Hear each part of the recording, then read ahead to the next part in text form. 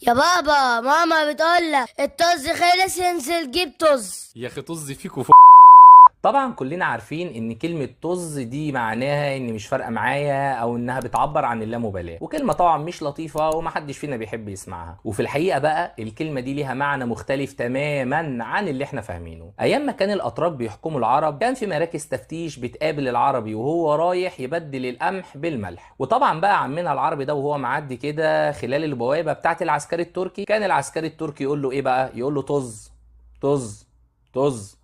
فيرد عليه اخونا العربي يقول له ايه؟ يقول له طز. وساعتها بقى يقول له العسكري التركي يعدي خلاص ومن غير ما يفتشه او يهتم بيه حتى. ومن هنا بقى نقدر نعرف معنى كلمة طز، وهي ايه بقى؟ الملح. الملح زمان عند الاتراك كان اسمه طز. الكلمة دي انتقلت لينا كعرب على انها لا مبالاة او عدم اهتمام، لان العسكري التركي لما كان يعرف ان اللي واقف قدامه معاه ملح عفوا طز، ما كانش بيهتم بيه